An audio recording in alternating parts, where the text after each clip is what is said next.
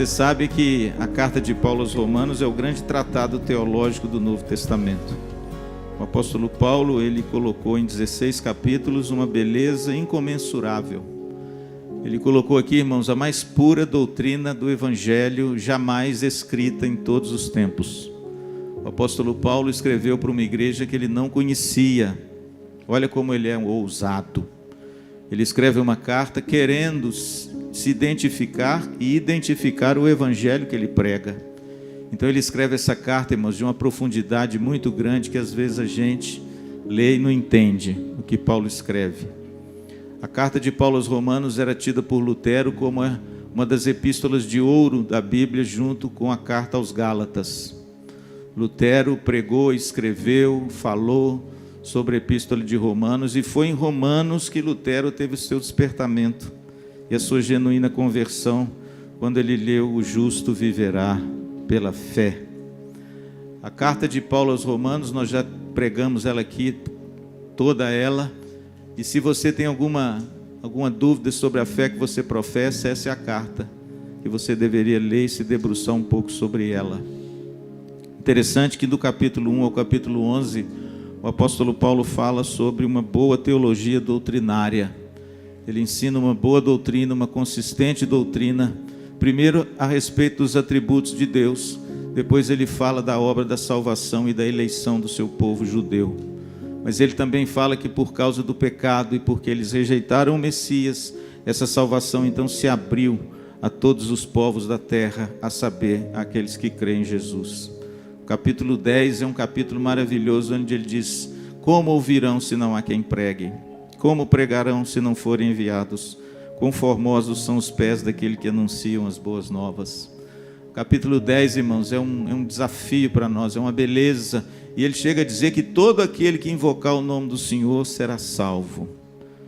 Às vezes a igreja coloca tanto pendurucalho para a pessoa ser salva, que a gente se esquece da beleza e da simplicidade do Evangelho, não é?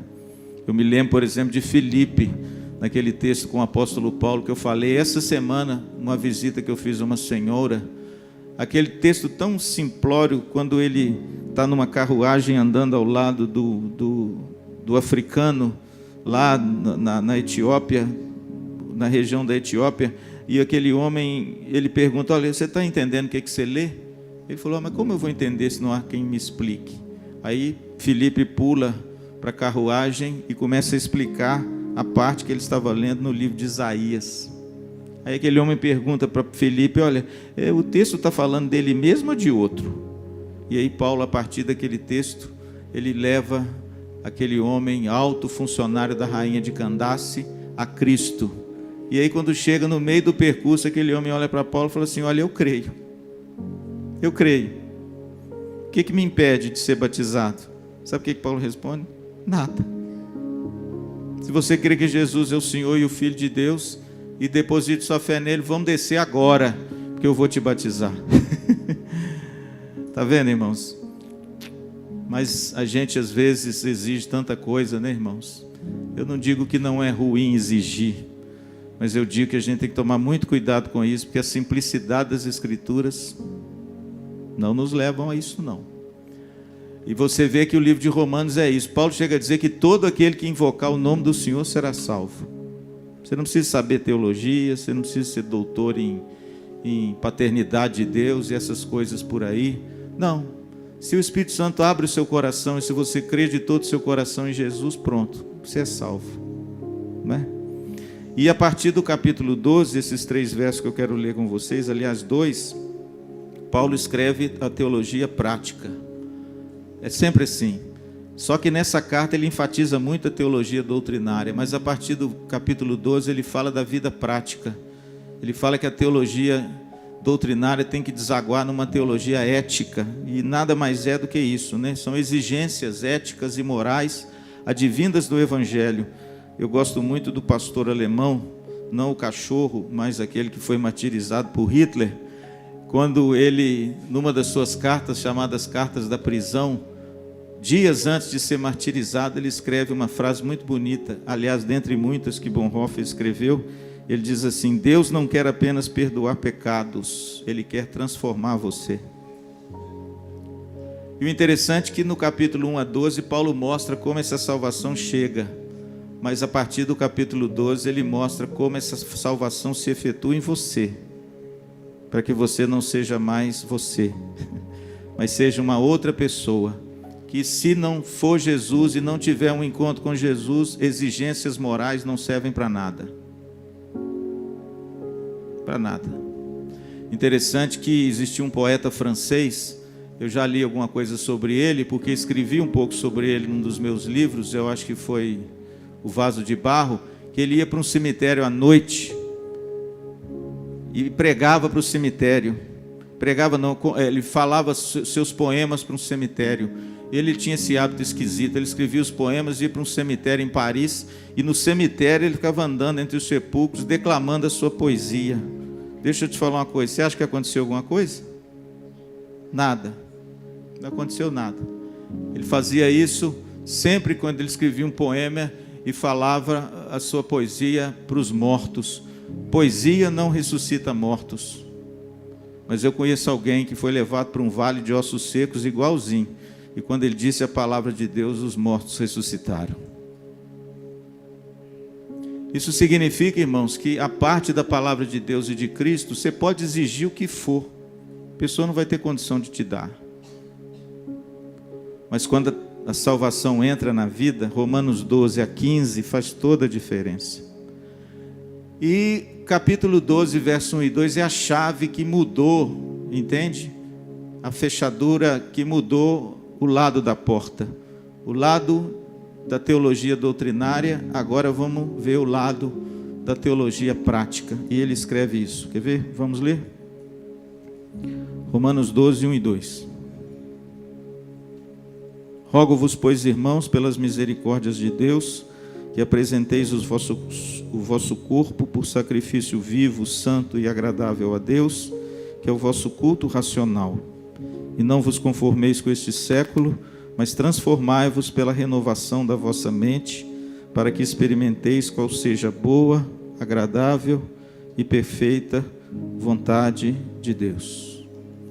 O interessante é que Paulo inicia a sua carta falando dessa teologia prática, demonstrando como é que nós então experimentamos a verdadeira, boa e perfeita vontade de Deus. Veja que a vontade de Deus, irmãos, é um tema que tem encontrado muita confusão no coração dos crentes. Isso porque a gente confunde os dois conceitos e dois tipos de vontades de Deus que a gente encontra nas Escrituras. É por isso que às vezes, irmãos, a teologia é muito boa. Ela ajuda a gente a clarear algumas coisas que, lendo o texto, a gente não percebe. Um deles é a vontade de Deus. Um deles é sobre a vontade de Deus. A teologia reformada, só para evitar confusão e a guisa de introdução, a teologia reformada, ela trata a vontade de Deus em dois tipos. O primeiro tipo, a teologia reformada diz que há a vontade decretiva de Deus. Pastor, o que é a vontade decretiva de Deus? É aquela que Deus ordena e tudo aquilo que Ele ordena acontece segundo o teu braço poderoso, com absoluta certeza. Essa é a vontade decretiva de Deus. Pastor, dá um exemplo. Era da vontade decretiva de Deus que o seu filho morresse na cruz. Era da vontade decretiva de Deus que o povo de Deus saísse do Egito. Era da vontade decretiva de Deus que Deus escolhesse para si um povo. Era da vontade decretiva de Deus que o filho dele ressuscitaria ao terceiro dia. Era da vontade decretiva de Deus salvar os seus eleitos. Estão vendo? Essa vontade, irmãos, é uma vontade que foi escrita antes da fundação do mundo e muitas delas reveladas a nós na Bíblia. Mas é aquela que independe de nós para que ela aconteça, embora ela conte às vezes conosco para acontecer. Por isso é que chama vontade decretiva. É onde há um decreto de Deus e onde Ele decreta, Ele faz acontecer aquilo impreterivelmente. Mas como assim, pastor? Vou te explicar. Era da vontade de Deus que Deus chamasse Abraão e de Abraão fizesse uma grande nação. Está lá em Gênesis 12, não era? Está escrito lá. De ti farei uma, te engrandecerei se tu uma vontade decretiva de Deus, irmãos. Deus decretou que ele teria um povo para si a partir de Abraão. Só que quando Abraão chega na terra, quando ele começa a sua saga, o texto diz que tem fome na terra e ele vai para onde? Para o Egito. Está vendo? Desobedece. Ficou com medo de passar fome com a sua esposa e com seus bens. Talvez seca, talvez algo que tenha ocorrido naquela terra seca de Canaã, que é hoje Israel. E ele então vai para o Egito, irmãos, em busca de pastagens melhores. E quando chega no Egito, irmãos, Faraó põe o olho em Sara, toma Sara para ser como uma das suas esposas. Olha que tragédia, irmãos, se isso acontecesse. Mas aí é a vontade decretiva de Deus. Se Deus tem uma vontade, mesmo que nós queiramos, sem saber ou sabendo, nos desviar dela, ela vai acontecer. O que Deus fez? Deus se revela a Faraó e diz assim: não toca nessa mulher, porque essa mulher é dele e eu tenho um plano na vida dele. E é Faraó que passa uma descompostura em Abraão, devolve a mulher para Abraão e manda ele embora. Olha só, aí sabe o que o texto diz? Aí ele volta para o lugar onde ele estava. É sempre assim, irmãos. A vontade decretiva de Deus, ninguém pode com ela. É isso que o apóstolo Paulo escreve: agindo Deus, quem impedirá? Mas existe um segundo tipo de vontade que a teologia reformada elenca, que é a vontade preceptiva. Pastor, que nome confuso. Não, a palavra preceptiva, ela vem de preceitos. É a vontade preceptiva, é aquela revelada nos preceitos e mandamentos do Senhor que nós devemos observar. Mas muitas vezes não observamos. Erramos o alvo, não fazemos. Está vendo? Duas vontades. A vontade decretiva, que decreta e tudo acontece, e a vontade preceptiva, que Deus se revela nos seus preceitos e mandamentos, dá esses mandamentos aos homens observar como uma norma de conduta e fé. Ah, pastor, eu posso quebrar a vontade decretiva de Deus? De forma nenhuma, mas eu posso quebrar a vontade preceptiva de Deus? Pode e quebra. Mas não deixa de ser vontade de Deus. É claro, irmãos, que quando nós quebramos a vontade preceptiva de Deus, que está narrada nas Escrituras através dos mandamentos, dos preceitos e de tudo aquilo que Deus ordena como teologia ética para nós, a gente sofre, ou não? É aquela história. Você fala para o seu filho assim: filho, não enfia o dedo na tomada, menino. Aí o menino vai em nhaco, enfia o dedo na tomada. Aí ele toma um choque violento. Aí você sai descabelado com o menino para o hospital. Essa é a vontade preceptiva de Deus. Ele escreve lá na palavra dele: não faça isso. Aí você vai e faz. Aí sabe o que acontece? Vem a consequência. É claro que Romanos 12, Paulo não está tratando da vontade decretiva de Deus, embora você possa colaborar com a vontade decretiva de Deus. É claro que aqui, a partir de Romanos 12, Paulo está falando sobre a vontade preceptiva de Deus. Como é que nós podemos experimentar a boa, perfeita e agradável vontade de Deus? E aí, irmãos, vem o grande feeling desse texto, que os irmãos me perdoem, eu entendo que ele é desse jeito. Ele foi escrito, as verdades dele se revelam de forma progressiva, de baixo para cima. Interessante que a mente de Paulo não funciona de forma progressiva aqui nesse texto. Ela funciona de forma regressiva. Eu vou te ensinar por quê. Porque na realidade, quando a gente interpreta esse texto, a gente tem que começar do fim para o início.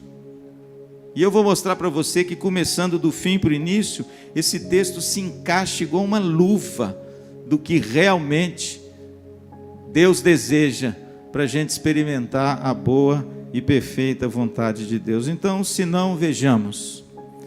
O tema da nossa mensagem, deixa eu ajudar as meninas aqui na frente. O tema da nossa mensagem, viu, Mari? É Quando experimentamos a boa vontade de Deus? Quando é? Quando é que nós experimentamos a boa vontade de Deus? Porque, irmãos, se há uma das coisas que o povo de Deus busca, e que eu particularmente quero viver todos os dias, é dentro da vontade de Deus, não é?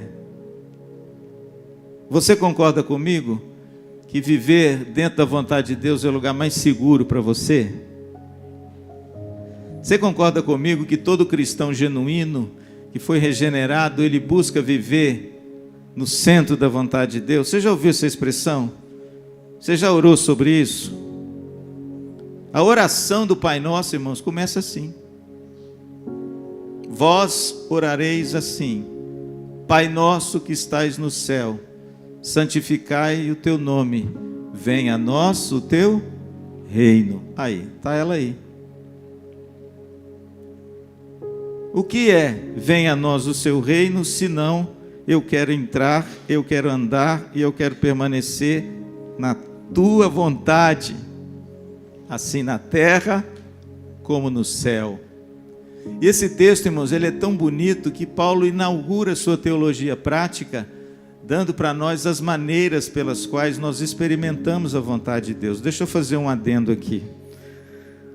Andar, irmãos, contrariando a vontade de Deus é extremamente perigoso, viu?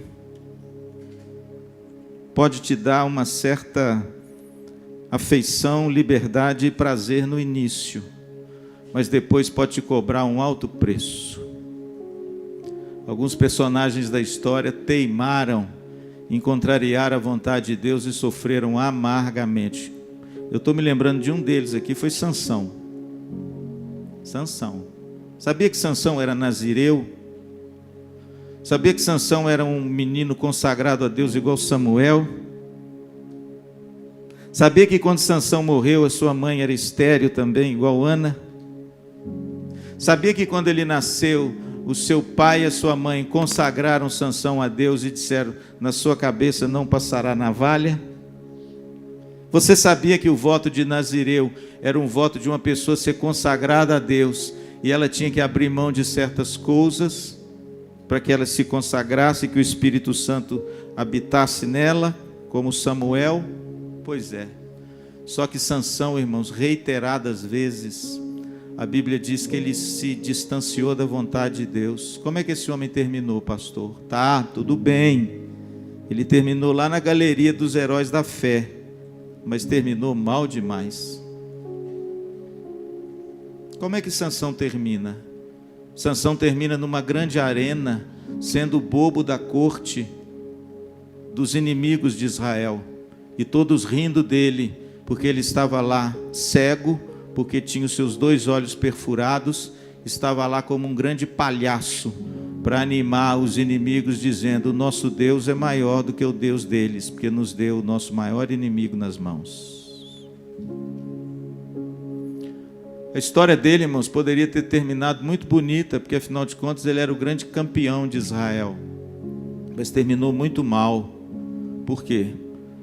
Porque ele teimou em andar por caminhos contrários à vontade de Deus.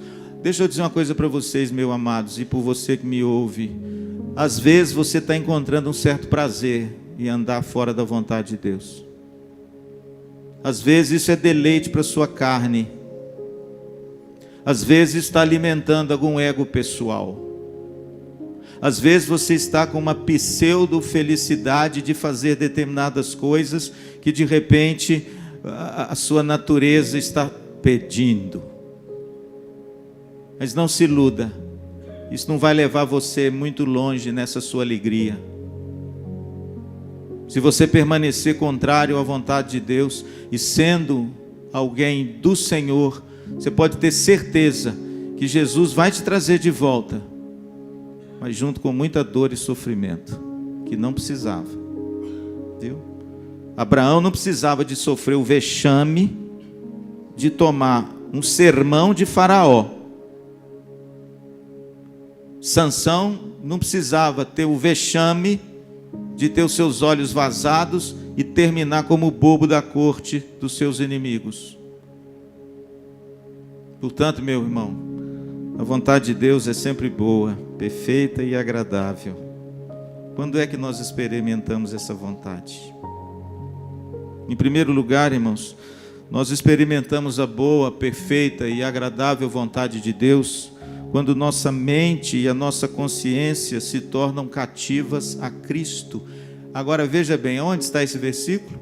No finalzinho do verso 2. O texto diz: mas transformai-vos pela renovação da vossa mente. O interessante é que a palavra transformai-vos, no original grego, tem a ideia de somos transformados. Inclusive, se você tem a NVT aí com você, a NVT está escrito assim: deixem que Deus os transforme. Porque quando você lê transformai-vos, você tem a ideia de que você tem o poder de se autotransformar. Mas não é isso que o texto está dizendo. A palavra utilizada aqui é que você é aquele que sofre uma transformação da parte de Deus. É que você colabora com uma transformação que não é você quem inicia, mas Deus quem inicia. E aí, irmãos, tem um termo muito bonito aqui nesse versículo pequeno: pela renovação da vossa mente. O que significa isso? Renovação da nossa mente é a palavra metanoia. A palavra metanoia é uma palavra grega feita de duas palavras: meta, mudança, nous, mente. Metanoia significa mudança de mente. Olha o que diz o texto: transformai-vos, ou seja, deixem que Deus os transforme pela renovação da vossa mente. A palavra metanoia no Novo Testamento é traduzida por arrependimento. Olha que beleza, irmãos. Pastor, então explica para mim, o que esse texto quer dizer? Esse texto, irmãos, está querendo dizer o seguinte: deixem que Deus os transforme por meio de uma mudança profunda no seu modo de pensar, através da regeneração. É isso que esse texto quer dizer. O início de tudo, irmãos, é esse. Nós só podemos experimentar a boa, perfeita e agradável vontade de Deus quando nossa mente e a nossa consciência se tornam cativas de Cristo por ocasião do novo nascimento. Quando o Espírito Santo alcança você, ilumina você, abre os seus olhos para Cristo, para o Evangelho, e as suas afeições agora são inclinadas, antes para as coisas do mundo, agora para as coisas de Deus. E Jesus então se torna o Senhor e Salvador da sua vida. Pastor, o que é isso? Isso é a conversão. A conversão é fruto da regeneração. Deus regenera pela vontade dele, mediante o seu Espírito, e você responde à regeneração se convertendo ao Senhor. E a palavra arrependimento é a palavra-chave da conversão. Por quê? Porque a conversão é metanoia, mudança de mente. Por quê? Porque a gente sabe que quando muda a nossa mente, a nossa visão, a nossa vida muda, não é verdade? Quando a gente olha para as coisas de uma forma, e agora o nosso óculos é voltado para outra forma, quando a gente pensa nisso, a gente age agora segundo aquilo que a gente entende que provém de Cristo e do seu Evangelho. Portanto, querido, não tem jeito. Olha, sinto te dizer, você nunca vai experimentar a boa, perfeita vontade de Deus à parte de Cristo. Nunca vai. Você, me perdoe, você vai continuar colhendo os frutos da graça comum. O que é a graça comum? É aquela graça maravilhosa que Deus dispensa a todos os povos, todos os homens, em todas as eras, em todos os momentos. É o Deus que faz cair chuva sobre o justo e o injusto. É o Deus que dá o ar para nós respirarmos. É o Deus que te dá condições de você trabalhar. É o Deus que fez você imagem e semelhança dele. É o Deus que de certa forma mantém o universo funcionando e a sua vida também. É a graça dispendida a todos os homens. Mas a graça salvadora é outra. A graça salvadora é aquela que alcança os seus, os transformam agora em herdeiros da promessa e filhos de Deus. Agora vocês são filhos amados de um Pai que ama vocês, que cuida de vocês, que protege vocês e que tem vocês como a menina dos seus olhos. E a boa e perfeita vontade de Deus, com as promessas que Deus tem, agora são suas. Amém? Querido, não viva pela metade. Não viva se fiando na graça comum, porque ela é muito pequena. Eu bato na boca para dizer isso, porque ela não é pequena, né? Mas vocês estão entendendo o sentido. Ela não é tudo aquilo que Deus tem preparado para os seus. Portanto, é impossível você experimentar a vontade de Deus à parte de Cristo. É impossível você experimentar a boa e perfeita vontade de Deus divorciado de Cristo. É impossível você experimentar a vontade de Deus sendo amigo do Evangelho e amigo de crente. É impossível você experimentar a boa vontade de Deus sendo filho de crente, neto de crente e não sendo crente. É impossível você experimentar a vontade de Deus sendo marido de crente, esposa de crente, mas não crente. É por isso que Paulo, irmãos, coloca tudo de uma forma muito bonita. Para experimentar a vontade de Deus, você pode ver que a última frase que ele usa para depois incluir, a fim de que experimenteis, é a mudança de mente. Está vendo como é que o texto é invertido? Ele começa de baixo para cima. Portanto, querido, se você quer experimentar a boa e perfeita vontade de Deus, a sua mente e a sua consciência têm que se tornar cativas a Cristo. E elas só se tornam cativas a Cristo quando você se rende a Jesus. Quando você crê que Ele é Senhor e Salvador, suficiente para a sua vida. E que agora você não vive mais para si mesmo, mas por aquele que morreu e ressuscitou por vocês. Amém? Pastor, quando é em segundo lugar que nós experimentamos a boa vontade de Deus? Está aí no início do verso 2. E não vos conformeis com este século. Pastor, quando é então que nós experimentamos em segundo lugar? Quando não tornamos o mundo como molde para o nosso viver. A palavra conformar não é quando você tem uma tragédia e fala assim, eu não me conformo com isso. A palavra conformar aqui tem a ideia, irmãos, de um molde do qual você insere um material e esse material pastoso endurece e toma forma.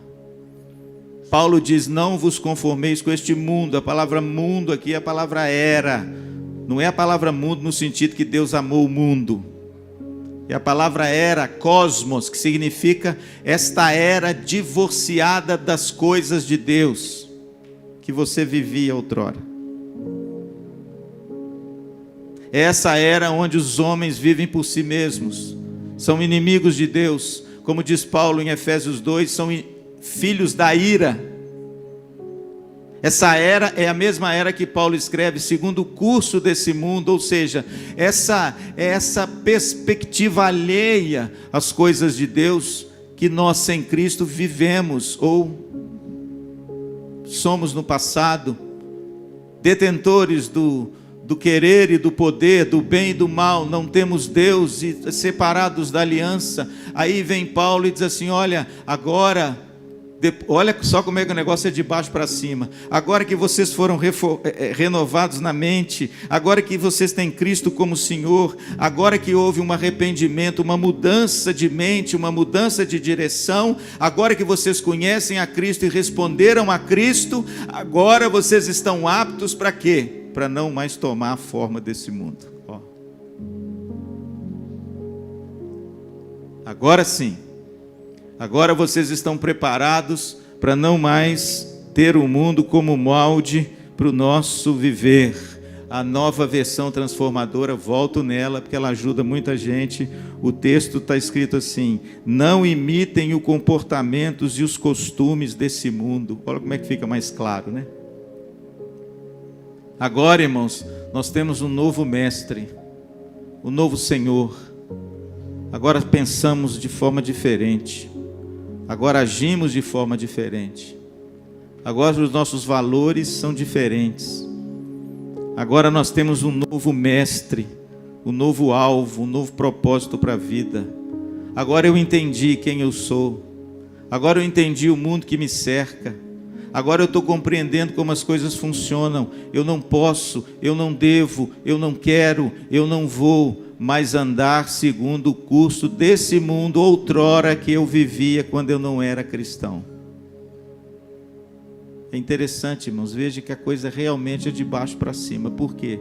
Porque eu só consigo não me conformar com esse mundo se eu me conformo antes a Cristo. Amém?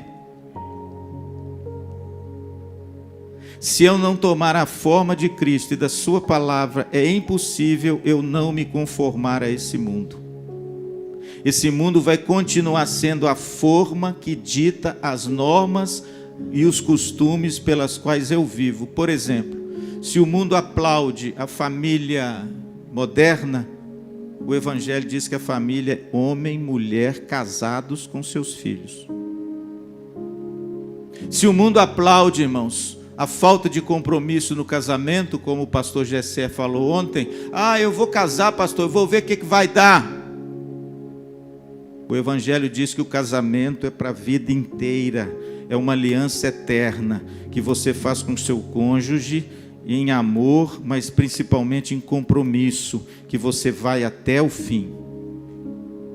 Se o mundo diz, querido, que hoje o homem aplaudido é aquele homem cheio de posses, prepotente, que de repente quando ele chega, todo mundo treme de medo, o Evangelho diz que o primeiro é o humilde, é o piedoso, é o que serve o pequenino, é aquele que não esmaga a cana quebrada, é aquele que se parece mais com Cristo do que com César.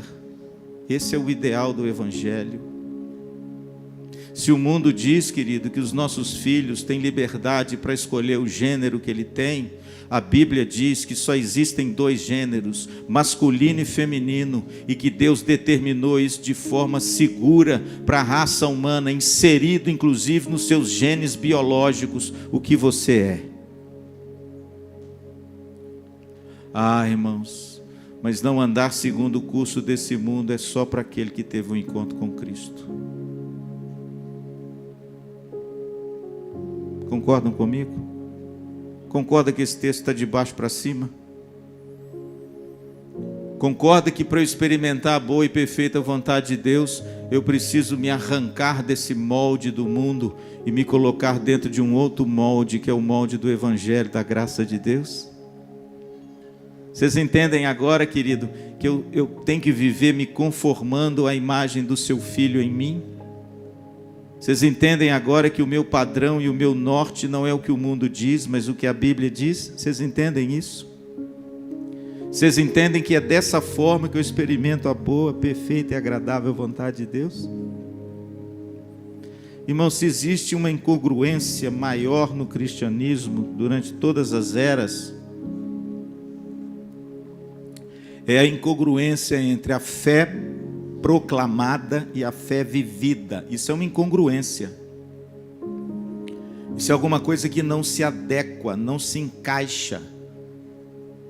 Isso, aos olhos da filosofia, é um absurdo, porque a fé que você professa, ela tem que encontrar guarita na prática que você vive, porque senão ela é uma fé mentirosa. Ela não é genuína, ela não é verdadeira. Em outras palavras, se você se professa um cristão, se você já foi batizado numa igreja evangélica, seja na IPVO, seja em qualquer outro lugar do planeta, mas você continua vivendo segundo o molde desse mundo, significa que você ainda não se conformou a Cristo. E talvez você ainda não teve uma metanoia, uma renovação da sua mente, amém? Essa renovação para mim, irmãos, aconteceu aos 28 anos. Eu era um menino segundo curso desse mundo, que andava segundo a essa era, de conformidade com essa era. Não, nunca fui um depravado não, viu, irmãos? Eu sempre fui um bom filho para a dona Márcia, sempre fui um estudioso, nunca fui um menino que deu trabalho. Só que o molde que eu vivia era o molde do mundo. E eu achava que aquilo era natural. Mas depois que pela misericórdia de Deus Cristo me encontrou em Belo Horizonte, na 8ª Igreja Presbiteriana Belo Horizonte, eu tive uma renovação da minha mente com tudo aquilo que eu já tinha trazido de bagagem e eu pensava sobre o mundo. Quando Cristo me alcançou, irmãos, meu pensamento virou. E eu comecei a ver que existia uma outra vida, uma outra forma de viver, um outro molde muito superior ao molde desse mundo. Deixa eu te fazer uma pergunta meio ousada nessa manhã. A que você está conformado? O que norteia o seu viver? As coisas desse mundo? Ou aquilo que o mundo aplaude? Ou as coisas de Deus? Aquilo que Deus ama? Essa é a segunda maneira de você experimentar qual seja a boa, perfeita e agradável vontade de Deus. Você nunca vai experimentar a boa vontade de Deus no Egito. Se Abraão tivesse ficado no Egito, dançou tudo. Mas não ia dançar, por quê? Vontade decretiva de Deus. Mas olha, meu querido, não adianta. O crente Raimundo realmente não adianta. Você sabe dessa, né? Essa é mais antiga do que o rascunho da Bíblia. É o crente com um pé na igreja e outro pé no mundo. Não tem jeito. Não tem jeito. Você vai sofrer de uma hérnia horrorosa. Quanto no mínimo você vai ter uma cãibra dolorosa que vai te machucar o resto da vida. É uma incongruência, irmãos. Por quê? Porque se a nossa mente é renovada, se Cristo entrou na nossa vida, se Ele é o Senhor do nosso coração, é impossível a gente permanecer igual, irmãos. Se o mundo fala que quando uma pessoa te fere, você tem que vingar, porque é isso que ela merece, o Evangelho diz que não, que você tem que perdoar e amar até os seus inimigos. Qual é o molde, querido, que faz a sua vida funcionar? Avalie isso no seu coração, porque às vezes você está aqui como membro dessa igreja e nunca teve um encontro com Cristo de verdade. É apenas um religioso. É filho de crente. É filho de presbítero. É filho de diácono. É filho de líder de louvor. Mas ao cheiro do mundo, você é seduzido facilmente. Em último lugar, pastor, quando é que nós experimentamos a boa, perfeita e agradável vontade de Deus? Agora sim, o versículo 1, está vendo? Eu digo, irmãos, tem uns troços na Bíblia que é muito difícil às vezes da gente perceber. Aí ele começa dizendo: rogo-vos, pois, irmãos, pelas misericórdias de Deus. Por quê? Porque tudo na nossa vida que nos leva a Cristo e a mudar a mente e a mudar a conformidade da nossa vida é pela misericórdia de Deus. Nada é fruto de particular decisão e elucidação. Eu nunca teria me rendido a Jesus se Jesus não tivesse revelado a mim. Eu nunca seria um pastor de igreja. Longe de mim ser pastor de igreja. Pastor Gessé ontem, cadê o Gessé? Está aí? Gessé ontem contou isso aqui. Ele sempre foi um homem tímido, que gostava de trabalhar nos bastidores. Ele nunca ia imaginar que Deus ia chamar ele para estar na frente de alguma coisa, falando das coisas de Deus. Eu também, mano, nunca. Eu sempre fui um rapaz tímido. É verdade. Vocês me veem assim no microfone com essa eloquência toda. Mas as pessoas que me conhecem no recôndito da minha intimidade, da minha casa, sabem que eu sou um homem tímido, eu sou de poucas palavras. Eu sou aquele mineiro, quando chega numa roda, eu fico calado. Eu não sou falador demais. Agora aqui, irmãos, não sei o que acontece comigo, põe um negócio desse na minha frente e a palavra de Deus destrambelho. Uma coisa maravilhosa. Isso é por causa da graça de Deus, irmãos, porque Deus me alcançou, porque se fosse eu, o que eu fazia dos crentes era chacota. Eu achava aquilo o máximo. Quando eu ia, às vezes, para a universidade, via aquelas mulheres com aquele cabelão, assim, eu falei, gente do céu, deve ter piolho nesse cabelo, que é uma maravilha. Hoje, irmãos, eu tenho um profundo amor e respeito pelos meus irmãos, porque, puxa vida, foram alvos de um amor imensurável, de uma graça maravilhosa. E é pela misericórdia de Deus, por isso que Paulo começa, aí ele diz o seguinte, olha, terceiro, que apresenteis o vosso corpo por sacrifício vivo, santo e agradável a Deus, que é o vosso culto racional. Paulo tem hora, irmãos, que para falar uma coisa simples, ele é tão rebuscado, que torna as coisas difíceis para a gente entender. E esse verso é um deles. Se o apóstolo Paulo tivesse hoje aqui, eu falava, Paulo, por que você complica essas coisas tanto assim? E eu acho que eu sei por quê. Porque Paulo era muito inteligente, né? E ele queria botar os termos assim, bem bonitos. Só que esse texto, irmãos, ele é tão simples. Pastor, quando é que nós experimentamos, em último lugar, a vontade de Deus? Quando consagramos tudo que somos e temos ao Senhor. É isso que esse texto quer dizer. Agora, olha a linguagem que ele usa. Não é uma linguagem assim, bonita, teológica. Rogo-vos, pois, irmãos, pelas misericórdias de Deus, que apresenteis o vosso corpo. O que ele está falando de corpo aqui é você, como sacrifício vivo, santo, puro. O que é isso? É você entregar ao Senhor você, que é o vosso culto racional, ou seja, que é a forma de você servir a Deus, se entregando totalmente a Ele. Pronto, é isso que Paulo quer dizer. Só que ele usa, irmãos, aqui uma linguagem veterotestamentária muito bonita, né? A primeira palavra que ele usa do Velho Testamento é o sacrifício. Porque no Velho Testamento eles apresentavam o animal vivo, sacrifício vivo e santo. Por quê? Porque o cordeiro era sem defeito. Então a imagem de Paulo é o seguinte, agora, olha só, irmão, se não é de baixo para cima. Agora que eu tive um encontro com Cristo, agora que a minha mente foi transformada, agora que eu tenho uma nova visão do mundo, agora sim, eu não vou me conformar mais com esse mundo. Mudei a minha forma de pensar. Agora eu ajo de outra forma e penso de outra forma. Agora o molde que norteia a minha vida não é os costumes do mundo e nem o que a modernidade diz, mas é a boa e perfeita palavra de Deus. Agora sim, depois que isso tudo acontecer, eu me entrego totalmente a Ele. Está vendo? É por isso que começa lá no final e termina no início. Porque você nunca pode se entregar a Cristo se conformando com esse mundo.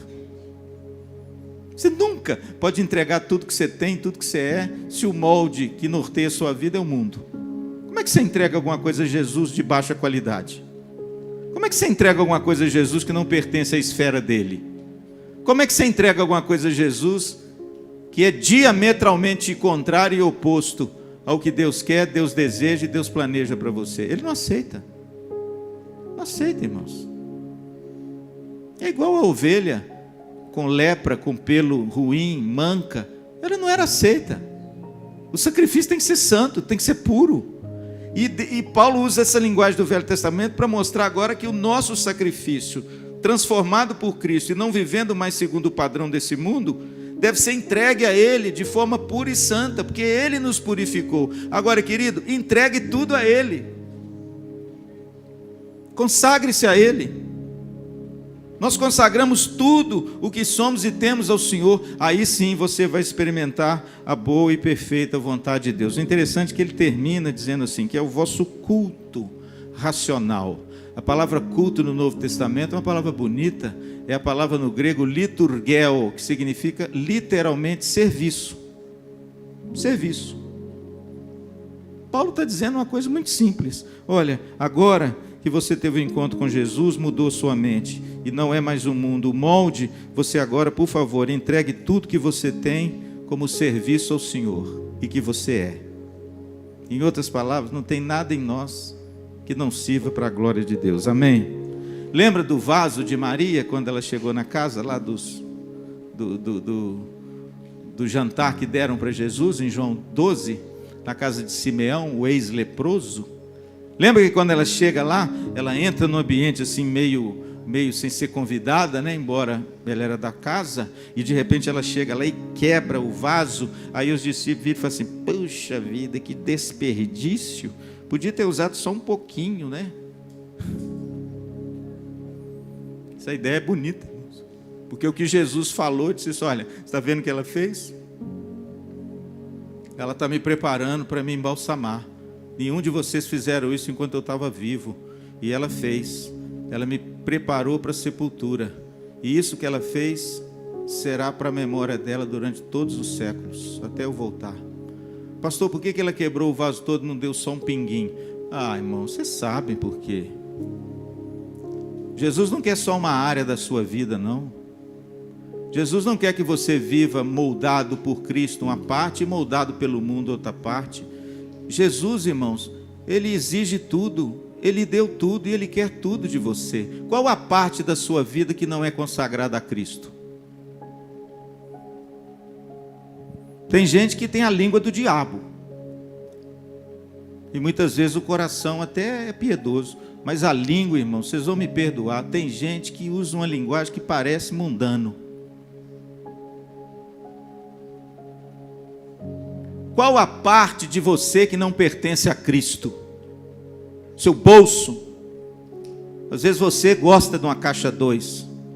Às vezes você gosta de levar vantagem em alguma transação e se dá bem com alguma coisa por fora. Sabe o que significa isso, irmãos? Cristo não tem tudo de você. Qual é a parte da sua vida que ainda está escuro, que a luz do Evangelho ainda não iluminou e não brilhou? É por isso, irmãos, que Paulo usa uma linguagem tão bonita e rebuscada, porque ele quer trazer, irmãos, a máxima importância do que significa se oferecer a Deus na imagem do Velho Testamento e trazer isso agora para o Novo Testamento, mostrando a solenidade da coisa. Pastor, como é que eu experimento a boa vontade de Deus? Está aí. De baixo para cima. Primeiro, mudando a sua forma de pensar, mudando a sua forma de enxergar, mudando a sua consciência e a sua mente cativo a Jesus. Agora Ele é Senhor da nossa vida, amém? Jesus Cristo é o Senhor. Segundo, como é que eu experimento a boa e perfeita vontade de Deus? Quando nós não tornamos mais o mundo como um molde para o nosso viver. Não, irmãos, eu não tenho nada com isso. Pode até que dê certo para outros, mas se esse dar certo não passa pelos méritos, pelos projetos e pelos preceitos de Deus, comigo não. Comigo não. Posso até não ter aquele glamour que alguns têm, aquele aplauso que alguns têm, mas eu vou trocar, irmãos, o que eu tenho por um prato de lentilha? Não vou trocar nunca. Eu já tenho experiência disso há muito tempo na minha vida, irmãos. Não vale a pena você andar segundo o molde desse mundo para comer uma migalha, que amanhã vai te matar de indigestão. Vale a pena, irmãos, você romper com os moldes desse mundo, na sua família, nos seus negócios, no seu relacionamento interpessoal, na sua família, na sua casa, com seus filhos. A gente tem que romper com esse curso maligno desse mundo e tomar o molde de Cristo. Se parecer com Cristo, e aí sim, quando você fizer isso aí, fica fácil para você entregar tudo a Ele, para você consagrar tudo a Ele. Você sabe o que significa a palavra consagração, Mário, na Bíblia, no Novo Testamento? Ter as mãos vazias. Olha que bonito. Sabe o que significa consagrar? Ter as mãos vazias. Olha que ideia bonita. Quando você fala assim, pastor, eu quero consagrar tudo ao Senhor. Sabe o que significa isso? Pastor, eu não tenho mais nada que é meu. Está vazio. Tudo é teu.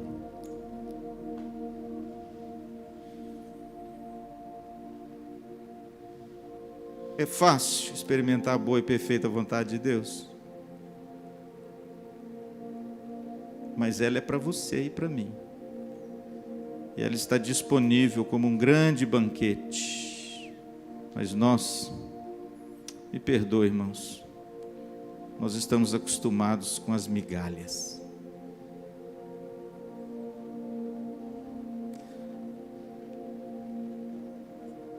Sabe o que Paulo escreve aos Romanos? Nem olhos viram, nem ouvidos ouviram o que Deus tem preparado para aqueles que o amam. Amém? Quando experimentamos a boa vontade de Deus em nós, primeiro, resumindo tudo, quando há uma mudança radical na nossa vida. o cristão radical, no bom sentido. Houve uma mudança na raiz. E segundo, quando há uma entrega total e pessoal a Cristo. Quer fazer isso nessa manhã? Quero desafiar você. Quer fazer isso nessa manhã? Quais são as áreas que você precisa de mãos vazias? Quais são as áreas que você ainda não consagrou a Cristo? Porque tem aquele dedinho do mundo lá. Quero aproveitar essa mensagem e fazer esse apelo a você. Porque é isso que Deus espera de nós para revelar a sua boa, perfeita e vontade de Deus. Mudança radical e entrega pessoal e total à pessoa de Cristo. Irmãos, eu quero ser um homem de mãos vazias.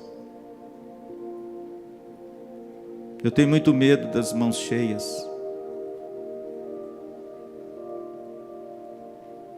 Eu tenho muito medo, irmãos, de homens e mulheres de mãos cheias. Cheias de si, cheias de coisas, cheias de orgulho. Eu quero ser um homem de mãos vazias. Eu quero ser um homem consagrado a Cristo. Que Ele me ajude. E você? Você deseja isso? Do fundo do seu coração? Então eu queria orar por você. Queria que você ficasse em pé. Se assim você entende.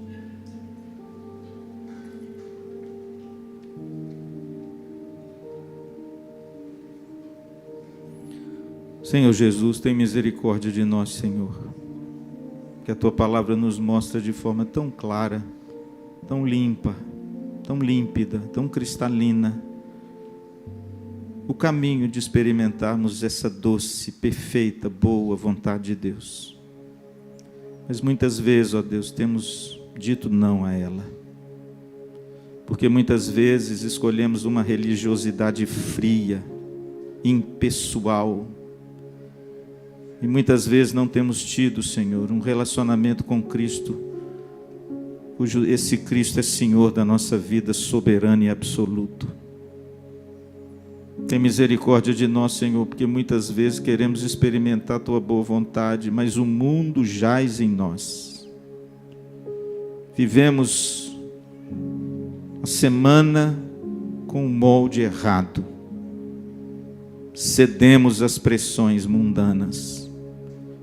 Queremos o aplauso dos homens que não temem ao Senhor. Tem misericórdia, Senhor, de nós. Nos ajude a romper com esse ciclo nefasto desse mundo querendo nos diminuir e diminuir a imagem de Deus em nós. Ajuda-nos nessa manhã, Senhor, a romper com tudo aquilo que ainda enche as nossas mãos e que tem impedido que a Tua vontade seja feita. E ajuda-nos, ó Deus, a nos entregar ao Senhor. Filho meu, dai-me o Teu coração. Esse é o apelo das Escrituras. Dá-nos a graça, Senhor, de sermos homens e mulheres consagrados, com as mãos vazias, para que o Senhor as encha com o Teu tesouro precioso do céu, e que a gente possa ser realmente o sal da terra e a luz do mundo. Purifica a Tua igreja, Senhor, desse assédio e desse desejo de querer se parecer com o mundo. Ajuda-nos, ó Deus, a nos contentar com as coisas do céu, com as coisas do Senhor, e ver nelas o nosso maior deleite e prazer. Santifica-nos nessa manhã, Senhor. Mexe conosco, toca em nós, muda a nossa vida, para que o Senhor receba toda a glória e honra e louvor em cada detalhe da nossa existência. E agora, meus irmãos, vão em paz. Que a graça maravilhosa do nosso Senhor e Salvador Jesus, o amor de Deus, que é o nosso Pai, a consolação, o poder, a transformação do Espírito Santo seja sobre você e sobre toda a igreja de Cristo espalhada sobre a face dessa terra, hoje e para todos sempre. Que todos digam amém.